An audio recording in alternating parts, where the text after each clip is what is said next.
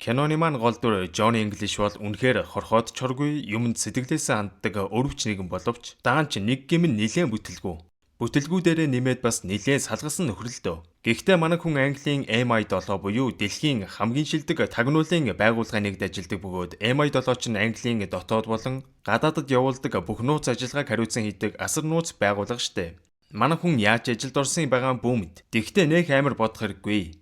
Johnny English бол яг тагнуулч бол биш. MI7-гийн номер 1 тагнуулчийн нарийн бичиг гэх юм уу та. Хамаг бичиг баримтгээд офисын ажлыг нь хариуцсан хийдэг. Johnny номер 1 тагнуулчийн гүйлгээ ухаан ур чадварыг бишрэн шүтдэг бөгөөд бүр үйл хөдлөлийг нь хүртэл дуурайх гэж оролдог нэгэн. Ажлын өдөр эхлэх үед Johnny номер 1 тагнуулчид дараагийн даалгаврын тухай бичиг баримтуудыг өгөөд та санаа зовлтгүй. Би бүх зүйлийг нь шалгаад нэгтэлсэн байгаа. Гэд их л өөртөө итгэлтэй өгж гинөө. Гэтэл дүрсэлэгдэн оршуулгын газар тагнуулынхан цугларсан байх ба. Номер 1 тагнуулч маань даалгавраа гүйцэтгэж байхдаа нас барсан байх бөгөөд энэ Johnny л байхгүй юу? Буруу мэдээлэл өгснөөс болж санаандгүйгээр өнгөрцөн байгаа. Johnny өөрийнхөө хамтрагч Bobby-ийн хамтаар оршуулганд оролцож буй өндөр зэрэглэлийн MI7-гийн тагнуулчдын аюулгүй байдлыг хангах үүрэгтэй зогсож байгаа. Гэтэл энэ нөхөр Дэми юм ярьж хоорондоо хідэн нөхдүүд гигэн цагаан өдрөөр тэнд нь бомб тавьснаа. Johnny-гийн хамгаалах ёстой тагнуулчдыг бүгдийг нь дэлбэлээд хөнөөж орхидог. Хамаг тагнуулчтай алуулсан Английн ерхий сайд тагнуулын газрын даргаыг дуудажуулзаад хариуцлагагүй байгааг нь зэмлэн дараагийн нууц даалгаварт ямар хүн явуулах юм? Чи хурдан тагнуулж гаргаж өг. Гэд байсан болохоор ганц үлдсэн тагнуулч Johnny English-ээс өөр сонголт байсангүй. За ингээд маргааш өдөр нь манай хүн бүр яг номер 1 шиг костюм пижак пальто өмссөн сүрийг бадраан тагнуулын төв газрын байран дээрэн нэг сүрхий явж итэл даргийнхаа өрөөг болтгүй. Дээгүр дагуур хайж арай гიშ нэг юм олоод орж ирснээр номер 1-ийг дүүрэн пальтогоо үлгүүрлүү нэг сүртэй шидтэл юу үлгүүр бүр цонхоор гараад явчихд юм да. Тэгсэн чи манай хүн күлээ алдсангүй. Нэг сүрхий төв царайлж итэл даргийнхаа нарийн бичиг Johnny-гийн тушаал твсэн цаасыг өгөөд гарын үсгээ зураарай. Гэд бостол Johnny өгсөн үзгээр нь биш ширээн дөрөөсөн нэх гой төмөр балыг аваад тагийн дартал нарийн бичиг бүсгүйг харваад ухаан алдуулаад унах чинь. Энэ нь болохоор тагнуулчтай ашигладаг унтуулдаг сумтай бал байсан байгаа байхгүй юу? Тэгээд дарга нь гаднаас орж ирэх үед Johnny сандран ухаалтсан бүсгүйг харуулахгүй хэрэндээ л хичээнэ. Ингээд дарга нь өрөөндөө ороод хатан хаан өөрийнхөө титэм таяг зэргийг Францын асар том үн тэдлийн компаниар өнгөлгөөнд оруулж дахин шинжилүүлсэн. Өнөөрөө шинжлэгдсэн титмийг нь олонд харуулж хатан хаан өөрөө бичлэн ирж титмээ авна. Тэр газрын хамгаалтыг чи хариуцсан шүү гэж анхааруулan хэлж явах үеэр арийнхын өрөөнд нарийн бичиг бүсгүйг эмчнэр аваад гарч байгаа л харагдана. Дарга нь Johnny-д орой болох ёслолд ямар ч алдаа гарахгүй байхыг анхааруулхад алдаа гэдэг үг миний үгсийн санд байхгүй гэд томрол гарлаа. За ингээд оройн ёслолыг дөхүүлэн Johnny маань туслах Bobby хамтаар ирсэн байх бөгөөд хатан хааны хамгаалтын даргатай уулзан мэдээлэл авч угаад нэг царайлаг бүсгүй харагдахаар нь явж очиод танилцлаа. Энэ бүсгүйг Lorna гэх бөгөөд хатан хааны титмийг засварлах ажлыг хариуцсан хийсэн гинэ. Энэ үед энэхүү ёслолыг зохион байгуулж буй Франц компани захирал Savage гэх эрхэм эртэл Johnny зөөгч байна гэж андуураад үл тоосон шинжтэй харьцаж байгаа л харагдана. Savage тайзан дээр гараад үг хэлж итэл гинт тог тасраад явчихсан тэр. Бүгд сандралдаж эхлэх үеэр цонхны цаана нэг сүйтгэнсэн юм гүүхээр нь Johnny гэмт хэрэгтэн байна гэж бодоод шампанскны шилээр цохиод автал хатан хааны хамгаалтын дарга байд юм да. Тог буцсан ирэх үед бүгд гайхан хэн цогчвоо. Гээд сандралдах үеэр Johnny шал худлаа. Сая ийшээ нэг нөхөр гүйсэн та нар битгий орж ирээрээ. Гээд хаалганы цаана хүнтэй зодолдож байгаа юм шиг ганцаараа жүжиглэж өгд юм да. Тэгснээ овоо хүчтэй нөхөр байна. Зүхтаагаад явчлаа. Гээл бараг тэр үчийн баатар болоод байгаа мó хаашаа. Ингээд хатан хааны шинжлэгдсэн титмийг нэ харуултал титмэн байхгүй. Ядж хахад яг хатан хаан орж ирж таарад бөөн асуудал үүснэ. Маргааш дарга нь ажилдаа хариуцлагагүй хандсан гэж Johnny-г зэмлэж байсан ч гэмт хэрэгтнийг харсан ганц хүн болохоор гэмт хэрэгтний ам зургийг гаргадаг мэрэгжилтнийг авчран ямархуу царай төрхтэй хүн байсныг асуухад Johnny бандсандаа өстой зохиогоод бурж өгнө. Нэг тийм улбар шар өстэй. Үүдийн шүтэн байхгүй. Нэг нүдэндээ бүр хаалттай байсан. Гэт хэлтэл гэмт хэрэгтний ам зураг нэг иймэрхүү гарч ирэх жишээний. Эндээс гараад тэр хоёр хулгай болсон хэргийн газар руу буцаан очих бөгөөд машин зогсоож болохгүй газар машина тавих үед Bob санаан зовн. Ахлахаа манай машиныг аччүүл яах юм бэ? Гэхэд тагнуулчдын машиныг ачдаггүй юм. Гээл томрол орлоо. Хэргийн газар цагдаагийнхаа ирсэн бужигнжээтэл Johnny сүрийг бадраан бүгдийг нь анхааралтай сонс. Гэж сандраад өчигдөр хулгайч хаавар орж ирээд титэм авчив. Гээд лекц тавиад эхлэх үед Johnny-гийн ард хулгайчийн орж ирсэн билээхэн нүх байсаар л байла. Нүхийг анзаарахгүй цагдаа нар томорж агаад нүх рүүгээ яг унангаа алднаа. Ингээд тэр хоёр нөхрөө бун нөгөө тал руу гартал өчигдрийн хулгайч нар хатан хааны титмийг оршуулгын машинд ачаад хөдлөх гэж байхыг хараад манай хоёр тэр дорн баривчлах гэж оролдоход бууных нь магазин унаад бөөн буудалцсан эхэлнэ. Хулгайч нар энэ далмиг ашиглан машина унан зүхтаахад манай хоёр ардаас нь хөөх гээд гартал машиныг нь ачаад явж идэм да. Тэгэнгүүт ажилгын машиныг жолоодон араас нь хөөж эхлэх бөгөөд хитрхи удаад байсан болохоор өөрийнхөө машиныг авч унана гэд зөрүүлсээр байгаад баг талигаач болох шахнав. Ингээд арайч уу гэж нөгөө оршуулгын машинаа дагсаар орилцоог оршуулгын газар ирэх үед нь араас нь сэмэрхэн дагаал орлоо. Баахан хүмүүс цугларсан гашууд уйлж байтал Жонни гарч ирснэ. Та нар ч ёстой сайн жүжиглэх юм а. Хатан хааны титэм энэ дотор байгаа үстэй. Гэх зэргээр оршуулгыг ёстой балалж хайж гин. Буруу машинаа дагсныг мэдсэн боов амжиж ирснээр энэ сэтгцэн өвчтэй хүн байгаамаа. Уучлаарай би аваад явчих гэж хэлээд Жонниг эвгүй байдлаас ашгүйнэг аварна. Дүрсэлэгдэн нөгөө хоёр хулгайч нь тедмиг Франц бизнесмен Саважид авчирж өгөх бөгөөд энэхөр энэ дэрмиг зохион байгуулсан байгаа. Тэгэд болоогүй. Саважи өвгдөөд 200 жилийн өмнө Английн хаан ширээнд суух ёстой байсан ч хөлөгтүүлсэн. Тийм учраас одоо Английн хаан ширээг би авах ёстой гэж авж байна. Английн хаан болохын тулд тедмиг зүүн Английн хамблам адис өгөх ёстой байна. Тийм болохоор энэхэд бүр хамбламын төрхийг дуурайлган маскийн хурамч хамбламаар адислуулах төлөвлөгөөтэй байгаа юм гинэ. Тэгснэ Жонниг хурдхан устгах, лайвуулж магад гэж хэлэхэд хоёр туслах нь Жоннигийн бичлэгийг үзүүлээд ийм тэнэг нөхөр биднэрт нөлөөлөхгүй л гэж байна. Энэ үед манай хоёр дарагтайгаа уулзан хатан хааны тедмиг хулгайсан хоёр нөхрийг судлаа үзтэл Саважийн компанид ажилладаг хүмүүс байна. Тийм болохоор захиалагч нь Саваж юм шиг байна. Гэт хэлтэл дарга нь уурлаж Саваж бол бизнесмен хүн. Бас Английн хааны удмих. Буруу хүний хардхаа байл. Саважид ойртоод үзээрэй гэж сануулад явуулсан ч манай хоёр өнөө өрөө Саважийн офис руу нууцаар нэвтэрч дэрмиг зохион байгуулсан баримт олж авна гэсэн явж итэл Саважийн хүмүүс Жонниг алахаар гал нээж идэх шүү. Жонни туслахаасаа салан нөгөө нөхдүүдийг барьж авах гэж сэмэрхэн гитж агаад яг бариад автал туслахаа бариад авсан байвал яах вэ? Хамар мамар нь байхгүй. Замдаа Жонни нэг ягаан мотоцикл харахаа тэтэм хулгайлагдах үед ч гэсэн энэ ягаан мотоцикл байсныг санаад мотоциклийн эзэнтэй уулзгаар ресторан руу ортол эртээ танилцсан Лорнаа сууж байна. Манай хүн ч Лорнотоо ярилцаж байхдаа Япон хоолнд нугасгүй дуртай гэж байсан ч савхааж барьж чадахгүй тэгснэ нэг загас амандаа идэл идэж чадахгүй нулимх үедээ зангигаа авчуулаад хүмүүсийн хоол хундыг баллаад хүүгэлж өгнө.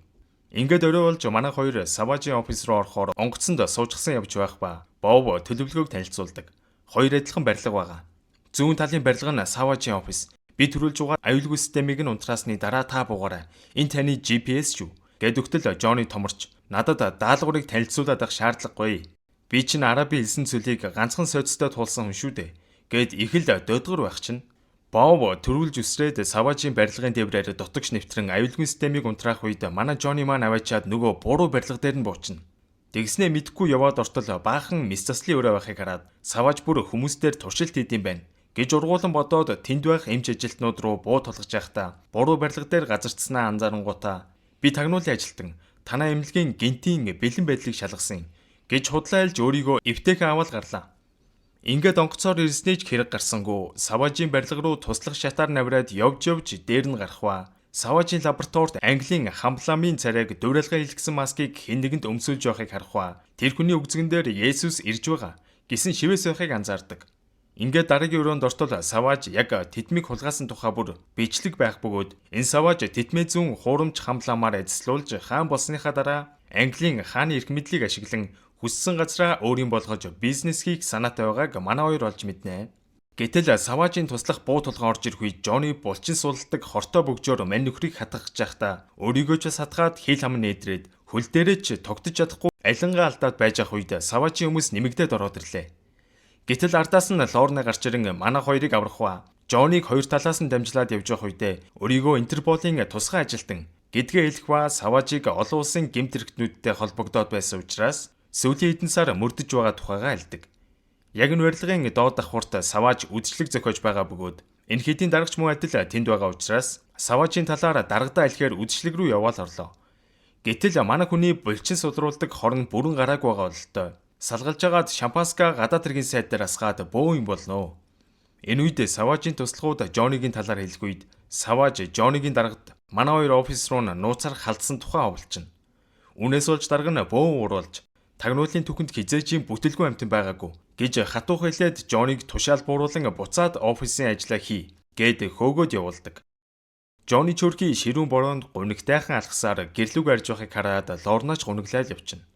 За ингээд нөгөө Савач чинь Жони бүх төлөвлөгөөг нь мэдсэн учраас хурамч хамбламбаар ажиллуулж хаан болох төлөвлөгөөгөө болоод оронд нь шууд хатан хааныг барьцаалан хүчээр хаан болохоор сэтгэл шулуудан хатан хааны ордон руу хүчээр дайрч ороод Английн хатан хаан 2 дугаар Элизабетэд буутулган хаан ширээг залхамжлах хүн бол Савач гэсэн гэрээслэлдээр гарын үсэг зур гэж буутулган шаардсан ч зурхгүй гэж гүрийж шүү. Тэгэхээр нь хатан хааны хайртай Коргийн нохор руу буу шагаахад тэр дөрөөл гарын үсэг зурчлаа. Ингээд хатан хаан алга болсныг мэдсэн ерөнхий сайд Савачийг дуудаж уулзаад хатан хаан ширээг Савачид өг залхамжлах гэрээслэл үлдээснийг хэлээд Савачийг хаан ширээнд өргөмжлөх ёслолыг зохион байгуулах өдрөө товлоно. Энэ мэдээ дэлхийд даяар тархаж дараагийн хаан Франц гаралтай хүн болох нь гэдэл өдөр шингүү телевизээр гарч ирэхлэх бөгөөд Английн мөнгөн дэвсгэртээр хүртэл Савачийн зургийг хэвлэж эхэлж байлаа. Харин Жони гэрээсэж гаралгүй гуниг гутралтай автаа сууж итэл хаалгыг нүдэд харан тайлтал Лорна зогсож байна. Савач удахгүй бүр хаан болох нь чи бит хоёр ямар нэг юм хий гэхэд намайг хөөсөн штэ. Тэглээж өөр хүн миний ажлыг авсан. Гэсэн чинь ажлыг нь хүлээж авсан тагнуулч Лорна болж таарна. Савач өнөөрөө энэ тентхийн хууль бус бизнес эрхэлдэг бүтэхгүй гаруудтай уулзалт зохион байгуулах гэж байгаа болохоор тэнд очиж Савачийн эсрэг ашиглах баримт болохоор шийддэг. Ингээд өрөө болоход манай хоёр хамгаалтынханд баригдахгүй тул цайз руу яаж орох вэ гэж ярилцаж байгаад Жони тэнд байх муу усны сувгаар авирж эхлэх үед хажууханд нь бэлээхэн шат байж ивэл яах вэ?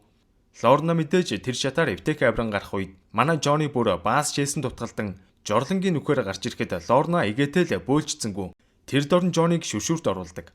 Манай хоёр ингээд Савачийн уулзалтыг нууцаар сонсох бөгөөд Савач хаан болмогдсон Англид битүү шорон байгуулан бусад улсуудаас хоригдлуудыг шилжүүлэн хорж их хэмжээний мөнгө болохоор шийдсэн тухай төлөвлөгөөг нь сонсоод Жонигийн эх орон зан хөдлөөл явчихна. Чи араар нор. Би одоо шууд буугаад Савачийг барина. Гэд төлөвлөгөөгөө ярилцж байхдаа санаандгүй микрофоны товчон дээр дарснаар тэнд байгаа хүмүүс бүгд л манай хүний төлөвлөгөөг сонсчихгүй яах вэ? Жони нэг сүртэй өсөрч бууж ирээд Савачийн саяны яриаг бичсэн CD-г авах гэж байгаад салглаад өөр CD андуураад кармалчлаа. Гэтэл Савачийн цэргүүд Лорнаг айл хэдийн барьцсан гарч ирснээр манай хүний төлөвлөгөө бүтэлгүүтэн мань хоёр шорон төрөгднө. Жони тэгснэ хэлж байна. Латин Америкийн индиануудын аргыг мэдгүй. Зөв эсгэрч чадвал дууны долгионоор цоож онгойлгож болдیں۔ Гэд цоож руу эсгэрээд байх үед Лорна ямар хүнээ дагуулад ирчвэл гэсэн янзтай. Азар бов орж ирж манай хоёрыг сулж өгдөг. Өнөөдөр бол Савач хаан ширээнд суух өдөр. Хаан ширээний ёслол эхлэхийн өмнөхөн манай хэд амжиж ирэх ба Жони нууцаар ороод ёслолд оролцох ламыг нам цогч унгааснаа хувцсыг өмсөөл гарлаа. Хаан ширээний ёслол жинхүү эхлэж Английн ерхий сайд, элчин сайдууд хааны удмынхан гээд хүндтэй зочид цугларжээ.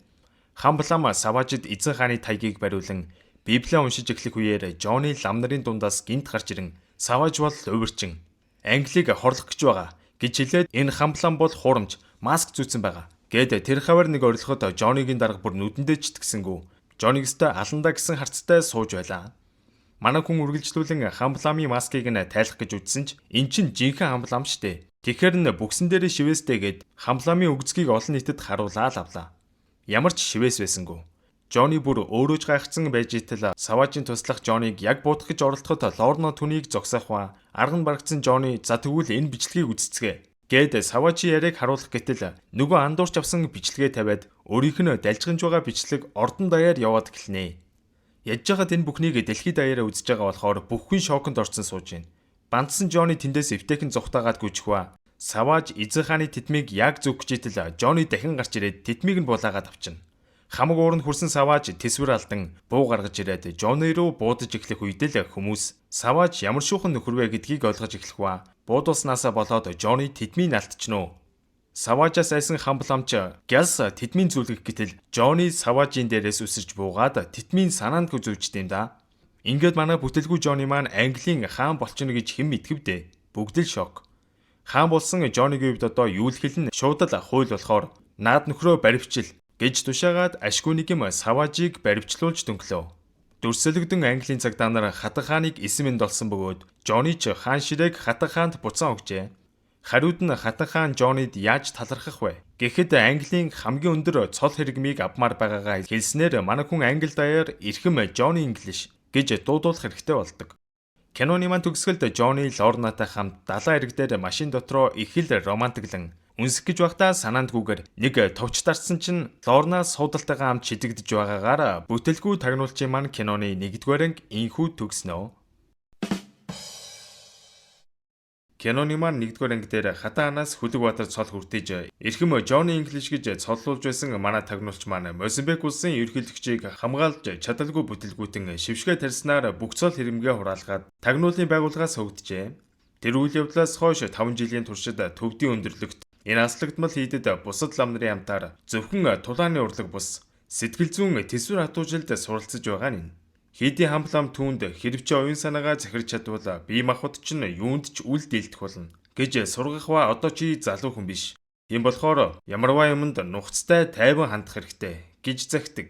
Манай Johnny маань лам нартай хамт тулааны бэлтгэл байнга хийх бөгөөд халуун нурман дээр алхаж өдөр болгон эмзэг эрхтнэрээ хүнд чулуу хүртэл чирэн сэтгэлээ хатуужуулж байлаа. Удалгүй Английн тагнуулын газраас Johnny-г дуудсан болохоор явхаас өмнө багш нь түүнд хандан гарцаагүй хэрэг гарах үед энд сурсан зүйлс чинь хэрэг болно гэж хэлээд явуулна. Манай хүн ч маш олон жилийн дараа эх орондоо ирж байгаа болохоор бөөн догтлол болсон амтан таксинаас буутал тагнуулын алд бүрэн өөрчлөгдөжээ. Одоо Toshiba компани тус байгууллагыг ивент тэтгдэг болж нэрийг нь Toshiba-гийн тагнуулын алба болгон өөрчилсөн байв. Тагнуулын газрын дараагаар Pamela гэх хатуу чанга зарчимч бүсгүй ирсэн байх бөгөөд манай хүн жаахтай тэгээд цонхыг хаах гэж байхдаа цонхон дээр байсан муурийг нь унгаач юм да.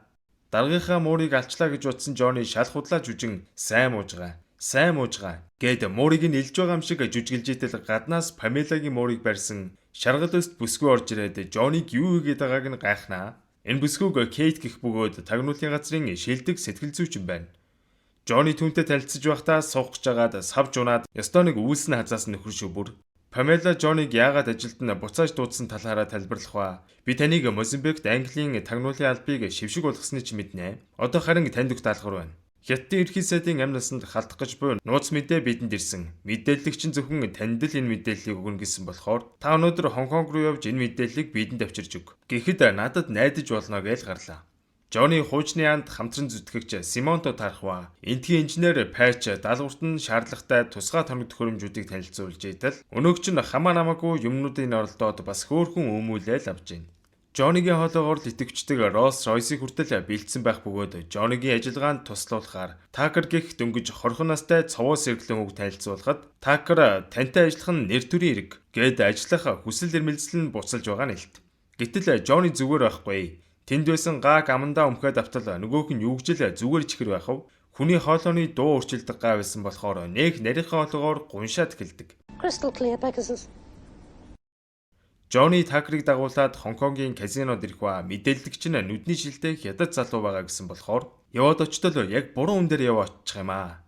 Жинхэнэ мэдээлэгч намхандаа юм хэлэх гээд байсан ч нөгөөг чинь тоохгүй. Гэтэл дайснууд мэдээлэгчийг нь тэр дураа алж дуугүй болох үед гарт нэгэн байрны хаяг байхыг олж аваад хаягийнхан дагуу яваал очлоо. Гэтэл Johnny-тай хамт олон жилийн өмнө ажиллаж байсан Fisher гэ танил нь байх ба олон улсын Vortex гэдэг бүлгэн байдаг тухайлан тэр бүлгэмэл Хятадын ерхий сайдыг хөнөөх гэж байгааг хэлэх ба Vortex тусгай зэвсгийн тусламжтайгаар гэмтэргээ үлддээн гинэ. Тэр зэвсгийнхаа нэг хэсэг нь мань хүнд байгаа бөгөөд надаас гадна өөр 2 гишүүн Vortex байдаг. Хинбэ гэвэл гээд яг нэрийг хэлчихэтэл нэг хятад эмээ Fisher-ийг буудан өнөөнө. Johnny тэр дөрөв алуучныг барихаар гүгээд утсан ч хятад эмээ цэвэрлэгчийн дүр дороод яг лифтээр буух гэж хахад нь алуурчин гэдгийг нь олж мэдгч мань эмээ Johnny-г эвтэйхэн дөнгөчгөө мэдэлгүй яхав дээ. Энэ хэдэнд мангарчих үед бас нэг залуу Fisher-ийн зүйлтийг хулгайлж байгааг хараад араас нь хөөсөөр булан чахаж чадсан ч Tucker-тай ярилцж байхдаа алдчихноо. Мань залууг араас нь хөөн барилгын дээвэр рүү гартал нөгөөч өстой залуу хүн гэсэндээ Jackie Chan шиг л өсөж дэвхцэн хар хурдаараа зугатааж итэл лам багшийнхаа эсүүгийг бодон чи одоо залуу хүн биш. Альва юмд нухацтай тайван хандаж бай. Гэд яг хэлснийхэн дагуу ёстой л тайван гихч нь хөөж эхлэнэ. Дайсны залуу гүн нөгөө барилга руу өсрөн гараад одоо чамайг яахыг харъя л да. Гэсэн харцтай байсан чи Johnny барилгын краанаар зөөлгүүлээл ядах юмгүй гараад ирнэ.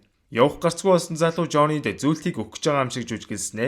Барилгын доошоо асар их инээр гарган бууж эхлэхэд манай Johnny маань тайвнаар лефтэн цуугаал буугаад ирчихжээ. Мань залуу тэр жигтэйг үсээр завин цуун зүхтаахад Johnny тэнд байсан аяллаа хөлөг онгоц руу очисноо. Хатан хааны нэрийн өмнөөс онгоцыг чинь дээрэмдэж гин. Гээд араас нь хөөж эхлэх ба Усан онгоцон дээр байсан эгчнэр Жоннитой айлгуудах гэсэн ч манай хүн тоосонгүй. Зургийн аппаратнаас жижигхэн буужингаар буудан мань нөхрийн завийг цоолсноор барьж авах гэтэл өнөөгч нь зодтолдох гэж дайрсан ч Жонни ганцхан өшгөлөөл унглаа. Гэтэл дайсны 3 хүн нэмэгдэн гарч ирсэн ч Жоннид асуудал болсонгүй. Өөрсдийг нь өөрсдөр нь зодуулаад унгаагаад хаяна. Ингээд мань нөхрийг ганц төмсөгдөж хаяад зүйлтийг аван Лондон руу нисдэг. Даалгавраа амжилттай биелүүлсэн Жонни шампанс гуусан шигээл додгор сууж байхад Такер харин даалгаврынхаа репортыг явуулна гэсэн бүлтийгээд сууж байхыг хараад тагнуулч хүн чинь ажиллаачгийн архиачуудын алив ганц хундаг шампанс гуучих гэд байж итэл нэг хятад залуу онгоцны үйлчлэгч бүсгүйг барьж аваад хувцсыг өмсөж ирснэ. Онгоцоодоо газардах гэж байна. Би таны цүнхийг дээш нь тавьчих уу? Гэд ахуяар Такер сэжиглэн ахлахаа наад залуу чинь Сьюзен гэдэг нэртэй байх юм. Нэг л бишээ. Гэтэл хятадаар Шүшан гэж уншдیں۔ Хятадын өмнөд хэсгээс ирсэн юм шиг байна. Гэх зэрэгээр мэдэмхийд нэ. За ингээд нөгөө цүнхээ аваад тагнуулын төв газар дээр ирэн Хятадын ерхий сайдыг алах төлөвлөгөөг би зогсоож чадсан. Энийг харцгаа. Гэд нэтэл нөгөө зүйлт нь байсангүй. Шушан маш амархан зүйлтийг аваад гэмтэрхтнүүдэд дамжуулан өгч байх ба. Нөгөө алуурчин имээд Жонниг устгах даалгаврыг өгж байгаа харагдана. Даалгавраа биелүүлж чадаагүй Жонниг яг загнах гэж итэл Памелагийн хүүхдүүд орж ирснээр энэхэд дараа хуралдахаар болох ба дахиад бүтлгүүцсэндээ Жонни өөрийгөө зүгсээр л үлдлээ. Гэтэл Хонконгт байсан тоос сурвалжийг хараад алуурчин имээ ирснийг мэдсэн Жонни тэр дорн бариад давтал Памелагийн ээж байд юм да. Памела буу уур болж чи манай ээжээс уучлалдах уу? Гэхээр нь явж өрөөд уучлалдах уу гэж итэл энэ жинхэнэ алуурчин имээ ойж таарах ба хутга аваад шидэж байна. Араас нь нөгөөд барьж авахдаа дахиад Памелагийн ээжийг андуурч барьж аваад толгой тарих руу зогсноо мэдснээр Памела Жоннид бүр урган хугарч арчиг амтнаар нь дуудан чамтай өстой том хариуцлага тооцноо л гэж байна. Гэхдээ тэгээд аргачгүйтэй ээжийг нь барьж авч зодоод байхаар хин дуртай ах вдээ. Гуниглаа сууж исэн Жонни дээр Кейтерин нэлээд аргадж байгаад тэр хоёр хувсын агаар Мозамбикт юу болсныг эргэн сануулахаар оролдох үед Жонни Мозамбикийн ерөнхийлөгчийн хамгаалтыг хариуцж байх үеэр нэг бүсгүй гарч ирэн мань хүний толгойг эргүүлж байх тэр хооронд ерөнхийлөгчийн туслах түүнийг буудан хороох ба сэжиг бүхий 3 хүнийг хальт харснаа эргэн санах гэж оролдох үед Пудовкин гих Орос тагнуул байсныг санаад энэ нөхрийг олж авч уулзахаар шийдэн мань нөхрийн байнга тоглодог гольфийн талбай дээр очино. Пудовкин манай хүнийг сэжиглсэнгүү ярилцсан явж байхдаа санаандгүй Ролс гэж дуудснаар машина итгэвчүүлэн баригдангаа алтнаа. Гэтэл нөгөө ядаргаатай алуурч имээ чинь бас л энд ирсэн. Тэгснээ Жонниг алах гэж байгаа мó гэтэл Пудовкиныг буудаад алчт юм да. Бодвол Пудовкин хамаг нууцыг нь дэлгчиж магадл гэж ингэсэн юм шиг байна. За тэгээд Жонни Такер хоёрт Пудовкин амьдараа хэрэгтэй болохоор яаж игээд эмнэлэг түрхэхээр тэнд байх нислэг тэргийг аваад хөөрнө. Жонни маань нислэг тэрэгний сургалтанд хальцсууж байсан ч төгсөж чадаагүй гэсэн шиг үлгэн салган нислэг тэрэгтэйгээ явж итэл нөгөөдг нь шархаад хэлэлгүй яг өгөхийнхээ өмнөхөн зүйлдээ өгөөд танаахан дотор урагч байгаа шуул гэж авч байна. Дүрсэлэгдэн тагнуулынхан ерөнхий сайдтай уулзах хурал дээр манай хүн яваал очиж байна. Гэхдээ энэ ерөнхий сайд гэж нөхөр одоо хизээ ирэх юм болоо. Гэх зэрэгээр дэмэрж итэл хажууд нь сууж исэн залуу уучлаарай би ерөнхий сайд байна л да гэж хэлэхэд за чи худлаа тоглоол гэсэн ч тэр ердөөсөө тоглоогүй шинжтэй байна. Гобер улсынхаа ерөнхий сайдыг танихгүй явж идэг ёстой бүтггүй нөхөр шүүн. Хятад ерөнхий сайдтай хийх уулзалтын аюулгүй байдлын талаар ярилцаж байх үеэр манай хүн салглаад саналаа оруулж байгаад нэг юм эвдээ ичнөө. За тэгээд нэг иймэрхүү юм болох жишээ нь. I'm completely impregnated on the orders of the Хурлын дараа Жонни Симонтой орой хоол идэж явах үедээ манай тагнуул дайсны урагч байгааг нь гэх үед Симоны царай хувьс хийж сэмэрхэн буу гаргаад ширээн доогуур Жонни руу тулгаж байгаагаас харахад Вортексгээд олон улсын гинт бүлэглэлийн 3 дахь гишүүн энэ нөхөр байсан байгаа байхгүй юу? За яг баригчиж. Гэвч Жонни маань мань хүнийг хардах нь битэл манайхан дундаас хэн нь байж болох уу? Гэх зэрэгээр зөвлөгөө авах гэдэг юм да. Симон ч тайвширж буугаад алтингээ энэ дураагч нэг иймэрхүү юм ярина да. Гисэн янзтай ижидэл Такер 0-д яралтай өрөөдөр гээл мессеж явуулж байна. 0 руу яваад ортол Такер ахлахаа Симон алтчгүй урагч юм байна. Та энийг хардаа. Гэд Симон Пудовкинтай ахуулсан зургийг харуулах үед араас нь Симон сандраал ороод ирнэ. Гэтэл манай Жонни Такерт итгэсэнгүй. Гэхдээ чи юу яриад байгаа юм бэ? Манай Симон юу гэж урагч байх юм? Би Симонтой олон жил найзалж байна. Тим хүн биш.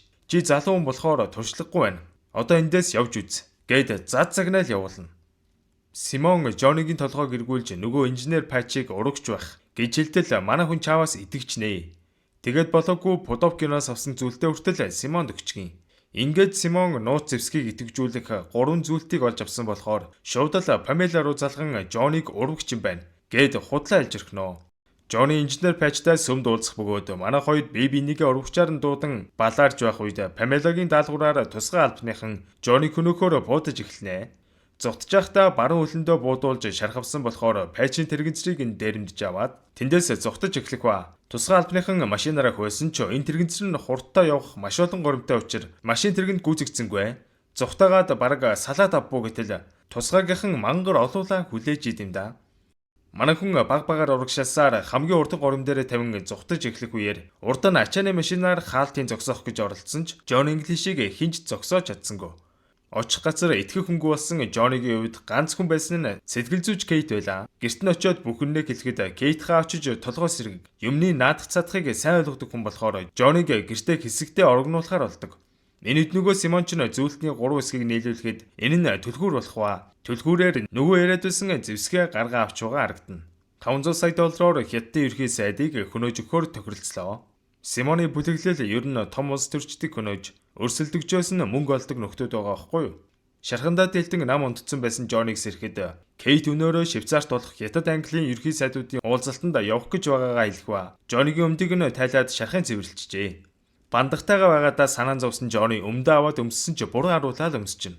Энэ үед Kate Мозамбикт ерөнхийлөгчийг алсан туслах нь ямар нэгэн бодисоор хорцсон байж магадгүй хэлэх ба. Удалгүй цус харваж өгсөн шалтгааныг нь харахад айл 5 жилийн өмнө хоригдсан бодис байж магадгүй тухай Johnny хэлэх ба. Мань хоёрын талаар ярилцсан оройн хоол идэж байгаад ярианы сэдв нь өөрчлөгдөн Kate Johnny татагдаад байгаагаа хэлээд яг үнсгэж итэл хонхон дуурж байна. Johnny ч тэр дөрөв унтлахын өрөөнд нь очин нуугдах ба гаднаас Симон орж ирснээр Kate-ийг нисэх буудлын руу хамт авч явахаар ирсэн гинэ. Тэгснэ Johnny танаад ирээг үйз гих зэрэгээр шалгааж гарах ба цонхоор харах үедээ Мозамбикт үлсэн бүлэглэлийн 3 дахь гишүүн яалтчгүй Симон байсныг гэнэт сандаг. Гэтэл энэ үед Kate-ийн гэрт тоос орогчтой нөгөө алуурчин эмээ маань гарч ирэн манай хүнийг алах гэж оролдоход аргагүй байдалд орсон Johnny-г хогийн пөнгөрлөө үсрэн зүгтдэг. За тэгээд Такринд явж очиод уучлалт гуугаад мань хоёр тагнуулын гаражинд байх Rolls-Royce машинаа дуудахад нөгөөх нь Johnny-гийн командыг л биелүүлдэм хон гаражаа зүсэл гараад ирнэ. Ингээд Англиас Швейцар руу овоо 1000 км туулж очих болохоор харах хурдаараа давхин замд байх бүх хяналтын камеруудад бичигдэл авж байгаа харагдана. Ингээд Швейцарт ирэх ба хоёр улсын ерхий сайдын уулзалтаа нэлээд зайдуу өндөр уулын бэлдээр байрлах маш сайн хамгаалалттай байранд болох гэж байгаа болохоор манай хоёр шаардлагатай бага зэвсгээ аван хашааг нэвтлээд тэнд байх цэргүүдээс эвтэйг нуугдж агаад уулын дор ирмэгцээ барилга руу аврах төхөөрөмж асаатал тэрүүгээр нэг чимээ гаргачихнө. Мань Johnny андуураад аюулгүй төхөө гаргадаг төхөөрөмж асаацсан байгаа байхгүй юу? Ингээд цэргүүдэд баригдах гээд ирэх үед гарцаагийн байдалд орсон Johnny намайг зөхиод аваарай гэхээр нэг хэлснээр нь хийлээ. Ингээд Johnny-г үгцэн гэж ойлгосон цэргүүд мань хүнийг уутан тийгээд Такри амтаар аваад явах ба. Энэ үед Симон Памелагийн уух юмд эртээд авсан зэвсэг болох шингэнийг хийж байгаа харагдах ба. Энэ шингэнээр дамжуулан Памелаг бүрэн удирдах Хятадын ерхий сайдыг алуулах гээд байгаа юм байна л да. Памелад жүүсийг аваачиж өгөөд уухагийн тэсэн ядан хараас сууж идэл Johnny ороод ирнэ. Памела Johnny-г дайсны урагч гэж бодож байгаа болохоор гартаас нь авч идэх ба. Симон ч гаднаас сандраал ороод ирж байна. Энэ үед Johnny Памелад бүх зүйлийг тайлбарлан хэлээд Симонд хандан чи тэр хороо Памелад яаж өгөх гэж байсан айн гэж асууж байхдаа хортой жүүсийг нь өөрөө уучт юм да. За ингээд манай хүний бие салгалан шуудал Симоны хэлснээр бүх зүйлийг хийж эхэлдэг.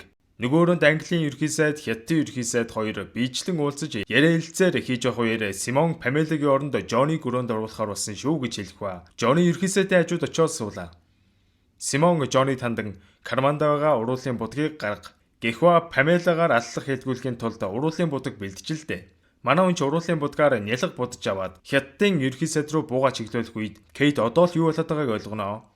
Johnny буугаар ерхий сайдыг чиглүүлэн буудах гэж байх үедээ төг төгшийнхаа илжүүлсэн хэрэг чи оюун санаагаа захирч чадвал бие махбод ч юунд ч үл дийлдэх болно гэсэн үгсийг бодон өөр өөртөөгөө тэрсэлдэж эхэлдэг. Тэнд байгаа бүхэн мэл гайхахын үед Симон наад хятадаа хурдан ал гэж мянга тушаасан ч өнөөгч нь өөр өөртөөгөө тэрсэлцээл. Энэ үед ашгүй Такер хэрэгээ гаргаж Johnny-г удирдах байгаа долгионыг нь хаан Симоны яриаг тэнд байх хүмүүс сонсуулснаар энэ бүх зүйлийн ард Симон байсныг бүгд ойлгодог.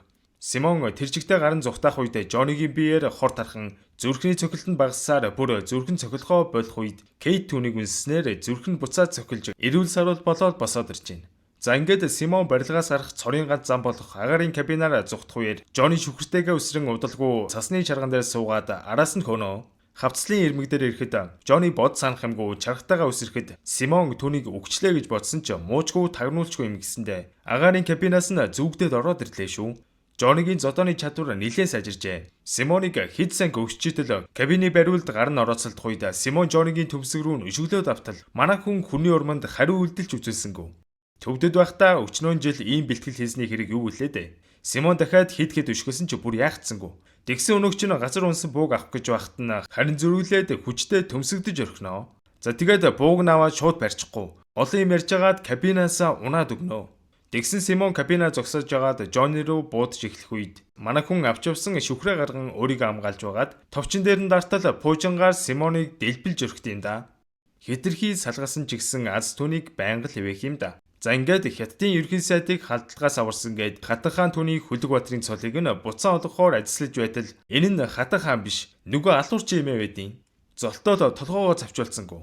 Ингээд алуурчин зүхтан гарсны дараа араас нь хөөн бариад дарга дээрээ чирж авчираад нөгөө алуурчны чинь барьсан шүү гээд хэлж явах үеэр ордны хамгаалагч нар алуурчин имийг бариад орж ирэхийг харсан Жонигийн царай барааж байгаагаар энэ удаагийн кино маань төгснө. Сайн уу манайхан? Өнөөдөр бүгдээрээ Johnny English киноныхаа part 3 буюу 2018 онд гарсан Johnny English Strikes Again киноны төвчлийг хүлээн авч сонсноо. За тэгээд бүтэлгүй тагнуулч маань энэ удаад бас яаж хөглж ямар хэрэг тарих нь одоо бүгдээрээ сонирхцгоё. Англи улс Лондон хот. MI7 тагнуулын байгууллагын Төв-Берний компьютерт гинтийн халдлага гарах ба энэ утастай мэдээг хар үрээр ерөнхий сайдад ямар тааж дуулглаа. Манай бүх тагнуулчдын мэдээллийг нийтэд цацчлаа. Одоо ажиллагаа явуулвал манай тагнуулчид дороо баригдах нь байна гэж хэлэхэд ерөнхий сайд уурлан тэгвэл хуучныг хинж танихгүй тагнуулчдаа авчир гэж хэлэх ба хэнийг авчрах нь угаасаа ойлгомжтой. Энэ үед манай Жони маань хар шөнөөр ойн дунд тагнуулын ажиллагаа явуулаад байгаа мó гэж бодтол баахан жоохон хүүхдүүд дагуулсан тагнуулын ажиллагаанд бэлтгэж байгаа юм гинэ. Манай Жони маань тагнуулын газраас тэтгэвртэй гарсны дараа хотын жижиг сургуульд газар зүйн багшаар ажилд орсон байгаа. Гэхдээ сайхангаар ердөөсөө хичээл орохгүй ангийнхандаа дандаа 9 шидийн тагнуулын хичээл орон хүүхдүүдэд тесрэг бөмбөг лазер зэрэг аюултай зэвсэг зааж өгөх зэрэгээр ёстой л өөрийнхөө мэддэг бүх зүйлийг сургах ба нөгөөд нь ч багшийн ажилд ёстой дуртай юм уу? Энэ үед MI7-оос түүнд захидал явуулсныг хараад манай хүн ч дуртай нарахгүй тагнуулын төв газрын байранд яваад очдог. Шинэ тагнуулын дарга тэтгэврт гарсан хуучин ажилтнуудаас нь ердөө дөрвөн л ирсэн байна. Гэдгийг туслагаасаа сонсоод урам нь хугарч байсан ч одоо яах вэ тэгээд туслах нь Ахмад тагнуулчдад нууцлал хадгалах гэрээ тарааж өгөх үед манхид гарын үсгээ зурхтаа зүгээр балаар зурсангууд таглаг нь аваад 20 секунд болвол дэлбэрдэг үзгээр зурж энтер. Ялтчгүй л одоо залуу наснда бүжигнүүлж явсан хүмүүс гэдэг нь тодорхой байлаа. Нэгнэгээрээ гарын үсгээ зурчаад Жонид үзгээ өгтөл өнөөгч нь таглагыг нь онгойлгож чадахгүй салгалж агаад аваачаад аяхтай цайн таглагыг шидчихнэ. Тэгснээ нэг сайн хүн болоод нөгөө үеийн цай кофег нь авч өгж байхдаа таглаатай аяга аваад гарлаа. Халуун цайнаас таглагыг нь авах гэж байхдаа нөгөө үзгээ санаандгүй шидчихнэ. За ингээд манай хүн сандраад хаалгаа хахад айл хэдийн 20 секунд өнгөрч бөмбөг тесрээл явчихна. Ийхүү дөрвөн тагнуулчийн 3 хүнд бэртсэн учраас тэдэнд цорын ганц тагнуулч үлддэг. Манай хүн тэр дөрөв надад ийм багч хэрэгтэй. Гэд 9 шидийн зүйлс нэгчлэх ба туслах бүсгүй бүр амьдралдаа сонсож байгаагүй зүйлс олныг нэрлэж байлаа. Гэхдээ манай хүний тавьсан бас нэг шаардлага нь түүний хуучны хамтрагч Баф байв. Таад парт 1 дээр гарч ирснийг нь санаж байгаа үстэй те.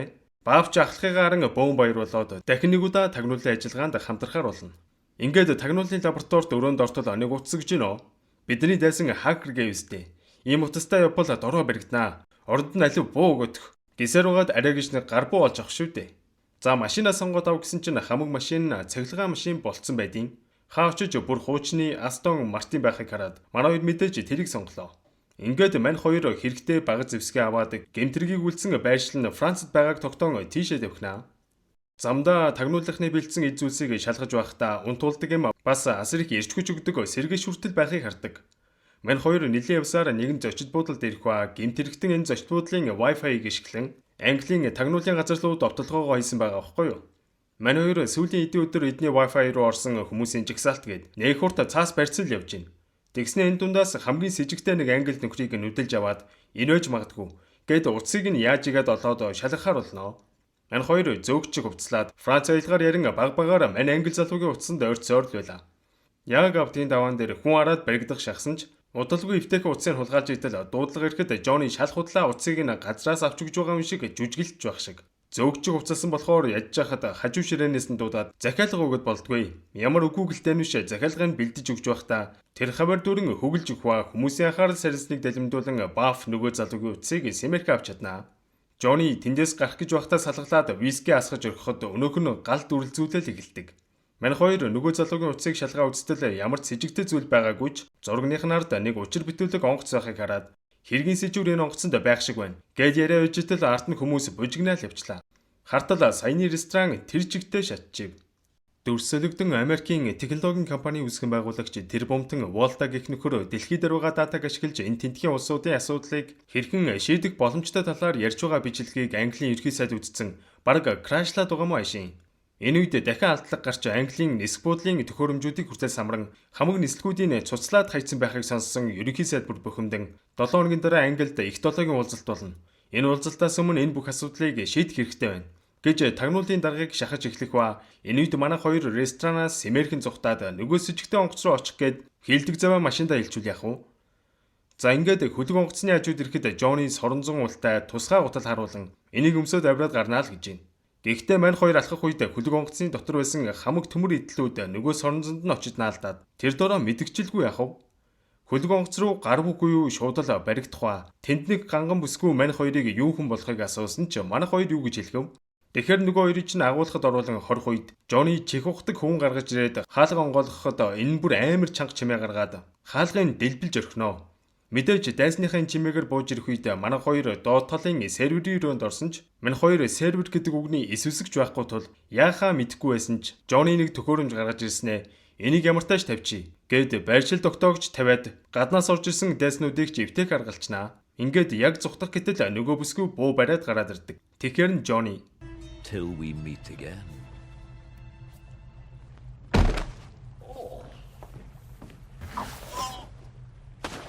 Маргааш нь манай хоёр нөгөө зэвийг ажиглаа сууж явах үедээ Баф ахлахаа та ер нь их нэртэй болох шинж байна уу? Гэтэл тагнуулч хүн чинь их нэртэй болно гэж байдгүй юм л гэж байна. Баф харин их нэртэй болсноо дуулгах ба эхнэр нь бүр цөмийн бөмбөг тээвэрлэг чумбогч онгоцны Ахмад гэдгийг сонсоод Жонни ч балмагдаал явчихна. Энэ үед өчигдрийн бүсгүй эрг рүү дөхөж байхыг хараад дагахаар шийдэхгүй Баф ахлахаа машинда бензин их үү? Гэтэл миний үед сардаа ганц л бензин идэг байсан юм. Наадах чинь яах ч вэ? Алив тэр бүсгүйг дагая гээл явлаа. Мань бүсгүй цахилгаан машин унсныг харсан Жонниг инээд нь хүрэн ийм машинаар надтай уралдах гээд байгаа юм бах та. Гэтэл бүсгүй машин бүр амар эргэж мэргээд алж өгч гинөө. Манай хоёр араас нь нэлээд давхичээтэл баахан дугуйчид замд нь хөндлөсөд харна Жонни шууд нулимс асгаруулагч пуужингаар буутчихдээ юм да. За ингээд бүсгүйг яг гүйцэтгэхийн даваан дээр бензин дуусаад зам дээр нам. Тэгснэ хогийн гар Баф руу урлан чи бензинээ ихгүй яасан бэ гэд байгаамаа бас. Гэтэл нөгөө бүсгүй чинь ухарж ирснэ. Таныг хэн гэдэг вүлээ? Гэхэд Бэсил Галитли гэд нэг хачин хүнднэр зохиогоод хэлчихнэ. Баф харин шууд намайг Баф гэдэг гэд хэлтэл Жонни уурлаад хуурамч нэр хэлээчээ. Гэтэл энэ угаасаа миний хуурамч нэр штэ гэж авт юм да. Энэ бүсгүйг Офилия гэдэг бөгөөд оройн 8 цагт ганц юмгаа тухтай ярилцъя л гэж авч байна. Дүрсэлэгдэн Лондонгийн тээврийн элдэс халдлаган дөртөн хотын бүх гэрлэн дөхөөг улаан болгоод бөөн төгжрөл үүсэт байгаа тухай ерөнхий сайд сонсоод бүр яг боож өгтгийн даваан дээр нөгөө Волтагээд Америк технологийн тэрбумтэн маань энэ үед ерөнхий сайдтай уулзах үеэрээ эдний хотод болоод байгаа асуудлыг сонссноо танахыг хакерцсан байна. Алив би зохицуул атгая. Гэснээ хормын дотор л асуудалгүй болгоод өрхнөө. Үнийг харсан ерөнхий сайдч бүр бишрээстэй. Оройн 8 цаг болох үед Жонни машиндаа суудсан хөрхи Баф машиныг түрсэн ресторан дээр ирлээ. Жонни бүсгүйтэй ярилцгаар Баф өрөөг нэгжэтгэе гэж төхрөөд манай хүн очиод ярилцаж эхэлнэ. Энэ бүсгүй Оросоос ирснээ хэлэх бөгөөд манай хүн тэнд байсан хажирнаас аваад өмгтөл амар халуун ногоотой мань хүн амаа түлэнгээ алдна. Мань хоёр ганц хундаган уучаад салаад явах үед Баф ирснэ. Ахлахаа өрөөнөөс нь 3 өөр төрлийн пассворд олдлоо. Гэт тэлтэл үгүй тэгээд 3 өөр хүнтэй л суусан байлгүй дээ гэж авч байна. Тэгэхээр н хоёр хайрцаг сум хид хідэн буу байна л да гэж хэлэхэд хүртэл үгүй тэгээд ганцаараа аялж байгаа эмэгтэй хүн чинь би хамгаалалгүй яат юм бэ гэд Офилия дурлсан бололтой туфтан өмгөөлөд байдаг шүү бүр. Офилия Орсын тагнуулч бөгөөд Орос руу залгаад Жонни English гээд нөхөр манай даалгаврын дундуур гараад ирлээ. Одоо яах вэ гэд асуудал наадхаа шууд устгах гэсэн даалгавар өгсөний дагуу дуу намсгагчтай бууга бэлдээл манай хүнийг алах гээд орох тэр агшинд Жонни маань нойрн өрөхгүй байсан болохоор нойрны юм авах гэж байгаад эрчгүйч нэмэгч сэргээ шандуурж угаад нэх гангаа амтан хаалгаа тасгийд л онгоолгоод гараад явнаа. Тэгснэ бүжгийн талбай дээр очиод бүр алж өгч гинөө. Офелиа түүнийг буудах гэсэн ч өнөгчөн гулжгнан нааш цааш орж бүжиглээд нэг газараа тогтдоггүй шүү бүр. Тэгэхэр нь дөгч очоод хоолойг нь боох гэж оролцсон ч бүсгүйг санаандгүй саваал унах чинь. Жони бүр өглөө нар манттал бүжиглсэн байвал яах вэ? Энэ үед Баф хурж ирээд тэр хөлөг онгоцыг Америкийн тэрбумтан Волта эзэмшдэг юм байна гэж хэлснээр манай хоёр Лондон руу буцаад явах ба ядж хахад Жони машин барих юм аа. Нөгөө сэргээш нь одоо хотол гарааг бололтой. Бүр хамаг хурдаараа явсаар Лондонд ирээд дарагтайгаа уулзах ба зөөлөн сандал дээр сувг уу манай хүн тэр дөрөө унтаад өгнө. Шүнжэнгөө бүжгэлцсэн чи аргагүй штэ. Баф харин дарагтаа хандан энэ бүх халдлагын ард тэрбумтан Волта байж магадгүй. Тухайн альтал та хоёр тэгвэл баримт аваад ирээ гэж гаргана. Мань хоёр Волтагийн гэрлөө орж баримт авахар шийдэх ба очихоос өмнө тагнуулын лабораторид Волтагийн гэрлөө орох бэлтгэл хийх юм гинэ. Волтагийн гэрийг дүрсэлж хийсэн VR төхөөрөмжийг зөвгөөд бэлтгэл хийх ба ажилтан залуу Баф хоёр бичиг баримтанд гарын үсэг зурх гээд түр гарах хооронд манай хүн хүлээд тесэлгүй VR-ыг нь асааж өргөдөг. Уул нь энэ шал нь өөрөө идэвхжээд хөдлөх ёстой байсан ч манай хүн буруу товчин дээр дарснаар тэр чигтээ барилгаас гараад явчлаа шүү. Жонигийн нүдэнд болохоор Волтагийн гэрт яваад байдаг. Харин бодит байдал дээр манай хүн тэр хавар дүрэн бужигнуулж эхэлнэ. Ядж хахад гимгүм мөсийг барьж авч зөхиод тэгснэ нэг кафед орсноо тэрэгэнцэртэй эмээг өшөглөөл гаргаж байна. За тэгээд бүр болоогүй. Жуулчдын автобус руу дайрж ороод гайдыг нь зодож хайчаад буцаад лаборатори руу орж ирэн виртуал ертөнцийн бэлтгэлээ амжилттай дуусгадаг. Баф ороод иртэл би бэлтгэлээгээ дуусчлаа. Гэд гарахва гадаа бүр бөөм болоод цагдаа сэргэлт хэрцэн бужигнж гинөө. Энэ үед ерхий сайд Волтатай голограм төрсөөр ярилцах ба мань Волта Английн аюулгүй байдлыг хангаж өгье. Оронд нь та хэд бүх мэдээлэлээ манай серверт оруул гэсэн шаардлага тавихад ерхий сайд тэр дөрөөл зөвшөөрөх ба Волтаг удахгүй болох эхтологийн уулзалтанд өөртөө хамт явахыг гуйна. Мань хоёр Волтагийн гэрийн гадаа ирэн Жони төрүүлж ороод яг л VR дээрээ бэлдсэн шигэ хамгаалагч нарыг нь зохиж унгаад явж итэл Офелиа гараад ирд юм да. Би чамайг Английн тагнуулч гэдгийг мэднэ. Чи ч бас намайг Оросын тагнуулч гэдгийг мэдсэн овоогоор байлаа шүү гэж авч ийна. Чааваас манай хүн юу мэдэх? Бүр дуралцсан явж исэн ш тавуулна. Би Волтаг устгахын тулд 2 жилийн турш хажууд нь дагалдаж байна гэж хэлэхэд Жони тэгвэл хоёулаа хамтар яал гэж авч байна. Ингээд мань хоёр Волтаг Сэмэрхийн ажилтал өнөөгч нь хиймэл оюун ухаантайгаа ярилцах ба удахгүй Английн том байгууламжуудыг хакердах тухайгаа ярихад манай хүн бичлэг хийх гэсэн ч утас байдгүй. Офелиагийн утсыг гууж аваад бичлэг хийж итэл дуудлага ирээд яг баригдгийн даваан дээр Офелиа араа удаад Жониг барьж авсан мэтээр жүжиглж эхэлнэ. Волта Жониг хэн гэдгийг ч асахгүйгээр цариг нь утсаар уншуултал сургуулийн багш гэдгээс өөр ямар ч мэдээлэл гарч ирсэнгүй. Чи ч овоогаар уншваа. Бодвол Английн тагнуул үз. Гэхэд Жони түүнд хандан чи баригдсан. Гадаа манай ажилтнууд чамайг барихаар бэлдэж байгаа. Гэтэл өнөөх нь нэг иймэрхүү юм болж байгаа жишээний. Волта энэснээ бүхэл бүтэн дэлхийг эзлэх гэж байсан англи улс чам шиг нөхдүүдэд найддаг болоо юу? Өрөвдөлтөө юм а. Гэх зэрэгээр доромжилж байх үеэр Жони Офелиагийн утсыг шүрч аваад эднийхээс гараад гүйчнэ. Тэгсэн зам дээр нэг жолооны сургалтын машин явж байгааг хараад багшийн хүчээр буулгаснаа алив яв. Гэтэл мань бүсгүй анги хөдлөхгүй байсан ч жолооны машинууд ч урдаа нэмэлт хааз тормостой байдаг да. Тэгэхээр шууд л хаазан дээр нь гიშгээл хөдлөлөө. Хөөрхий бүсгүй бүр сандарсан Жонигийн хэлснээр баруун зүүн тал руугаа ирэхсээр Волтагийн хүмүүсээс ашгүй зүхтэж яднаа. Ингээд тагнуулын газрын урд дээрэн буух үедээ нөгөө бичлэг хийсэн утсаа жолооч бүсгүн утастай сольж аваад орчин. Жони шууд л ерхий сайдыг дуудан таны итгэж найдаад байгаа Волта чинь энэ бүх халдлагын ард байгаа. Итгэхгүй бол баримтыг үзүүлье. Гэд бичлэгийн тоглох үедээ өөр утас андуурч авснаа ойлгон маш эвгүй байдалд орно. Ерхий сайд урлан улс орон асуудал ихтэй байхад чи надаар тоглоод байгаа мó?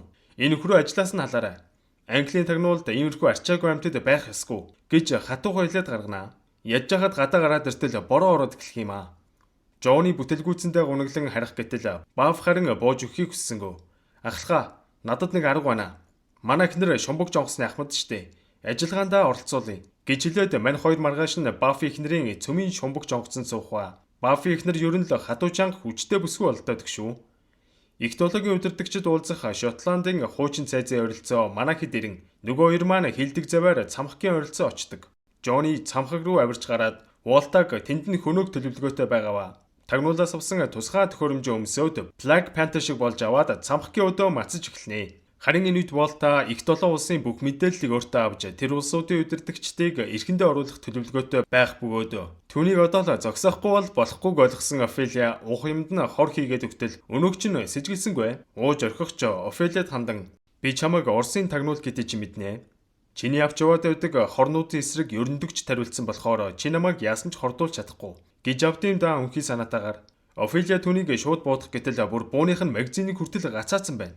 Тэгснээ өөрөө 3D принтерээр хийсэн буу гаргаж ирснэ. Офелияг сүрдүүлэн яг буудах читэл манай Жони маань цонхоор ороод ирнэ.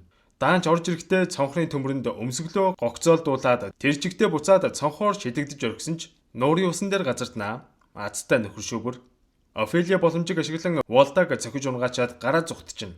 Шалб норсон Жоныг хүлдэж өгөх гэж байж л дотгошоо яаж орох вэ гэж бодож агаад Шотландын хөгжимчтэй хувцсыг өмсөн эвтэйхэн орох гэж байхдаа хамгаалагч нарт харагдаад зугтж байхдаа мэрэгжлийн тагнуулчийн өнгөлөн далтлалтын ур чадварыг харуулдаг.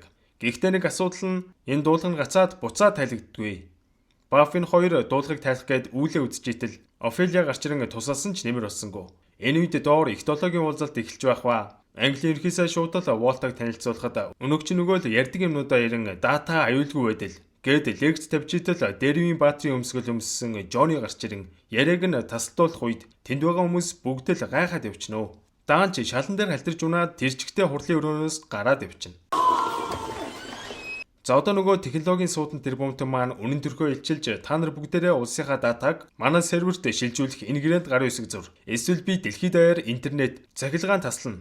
Тэгвэл юу болохыг бодоод үзтээ гэж занал хийлээд эхэлнэ. Яаж яхад Волтагийн хамгаалагч нар хамаг цагдаа хамгаалалт техник иргэшээлдээ оруулсан байлаа.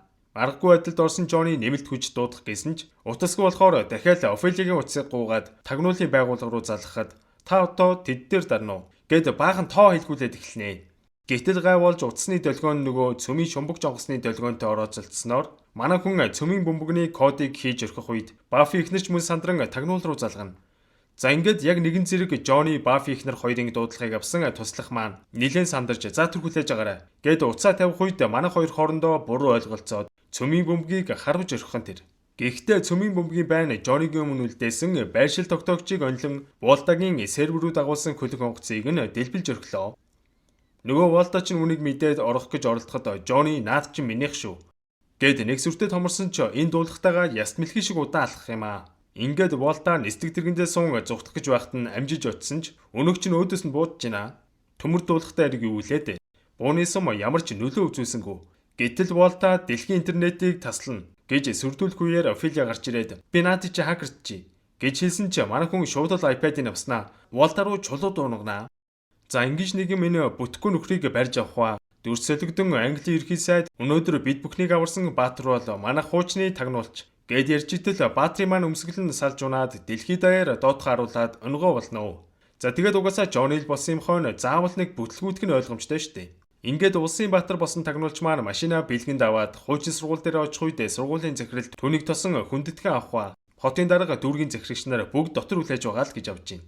Тэгэхээр нь гяс хуучин ангийнхантайгаа уулзаатгая гэд яваа ортол ангийнхан нь Жони шигэл мэрэгжлийн болчихжээ баг. Жони тэднэрт тагнуулаас авчирсан эд зүйлсээ сонирхуулж байх үеэр захирал орж ирээд залгивл дэлбэрдэг эрзэн чихрийн намаад өнгөчтэй юм да. За ингээд энэ хүрээд бүтэлгүй тагнуулчийн маань бүх анги дуусж гин. Хэрвээ та хэд Жони English таалагдсан бол комент үлдээгээрэй. Тэгээд subscribe дараагүй хүмүүсээ бол заавал subscribe дараад өгөөрэй. Бичлэгүүдийг маань үзэж байгаа хүмүүсийн бараг 80% нь огт subscribe дараагүй хүмүүс байлээ. Subscribe дарснаар манай чанелыг дэмжиж байгаа маш том дэмжлэг болох тул тад маань subscribe товчоо дараад бичлэгүүдээ үзэж байгаарай. Ганцхан секунд л болно шүү дээ, тэ. За дараагийн бичлэгээрээ уулзцгаая.